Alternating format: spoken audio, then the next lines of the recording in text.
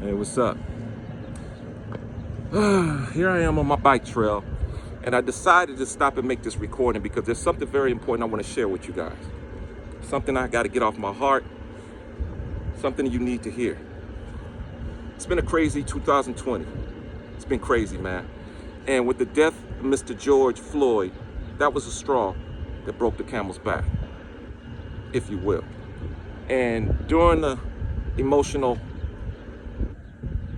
rage and uprising, I had to really put myself on pause and think about this. I really did, because I didn't want to say or do anything irrational, because I'm upset just like everybody else. So while I was on pause and thinking about everything, I came up with this scenario in my head, this fact. How is it in 2020, my 12-year-old daughter, amongst her teddy bears and toys, can watch the death of black people on her smartphone via social media like it's nothing? I need to say that one more time. How is it our little kids can watch their people die, black people die, people that look like them die on their smartphones amongst their teddy bears and toys, and America does nothing? How did we get to this point, America? How did it get like this? So I decided to use my ability to rhyme and come up with a solution. And I'm going to share it with you right now. I'm about to demystify this thing called racism, this plague that's way more deadlier than this epidemic we're dealing with, once and for all. For you see, racism in America, basic mathematics. Basic mathematics. So here you go, I'm gonna break it down right now. Please share this with everyone. The silence of the 87% keeps racism alive. It's the facts, it's the truth. They ride in the front while we ride in the caboose.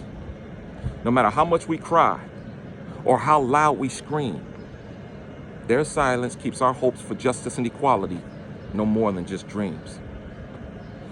We take a knee and get punished and lose our jobs in the process, all because we are brave enough to shout amongst the masses, "Stop this!" Tears that never stop, eyes that are never dry. Yet amongst this pain, I continue to use my brain, and I came up with this conclusion to fix the confusion.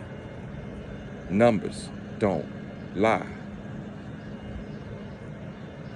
What do you mean, you ask with the flicker of fading hope, using all your strength to hold on to this slippery rope? Numbers don't lie? Please tell me, what do you mean? Amongst the smoke-filled air, fire everywhere, the death of black people being liked and shared.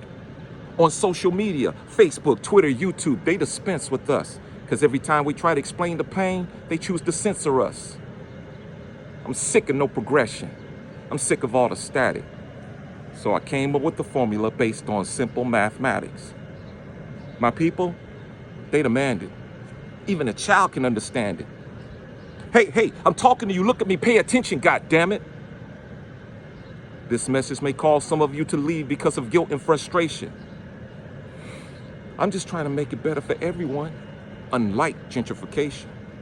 So without further ado, I now present to you, numbers don't lie. I ask for you to focus on America's population, which is the total number of people that make up this great nation. People from different walks of life. People who like to ride, people who like to run, people who like to climb, people who like to hike. Numbers don't lie. In a land that proclaims we as a people have the right to choose what we do, but we learn that's only true for a chosen few, based on light hitting your skin and casting the right hue, or the lack thereof, depending on your perspective. And when we try to talk about it, the memory of the masses becomes quite selective. Year after year, across our entire nation, innocent black people die from police violence. And the victims are met with a cold, bone-chilling air of complete silence. A silence of consent from the 87%. For you see, there is something the educational system avoids to teach, much like the cause for cancer. Because if they did, our kids would have a plethora of questions and they wouldn't have any answers. So they choose to remove this fact from the equation. Black people are only 13% of America's population. Numbers don't lie. Please listen, 87%. When we scream for justice, when we cry in pain for equality, it's like our voices are not heard. It's like you don't even see what's going on. It's like your vision has become blurred. 87%. It's like you disappear in thin air like some cheap magic trick. But it's not magic. I seen you come out in full force when you was mad at Michael Vick. So I challenge those of you of the lighter hue, the non-blacks of our population. Yeah, I'm talking to you. Your numbers range over 258 million combined. And together you could end racism in no time. Waiting on any one president is time that's not well spent. Real change will only come from the 87%. Racism won't go away if you choose not to relent. For the truth of the matter is, your silence gives consent. You know why? Numbers don't lie.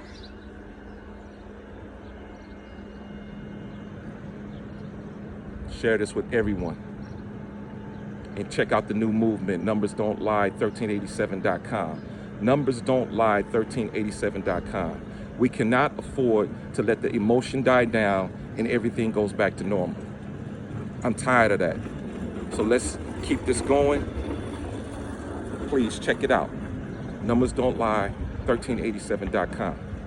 Share this with everyone. If you're an influencer, share it.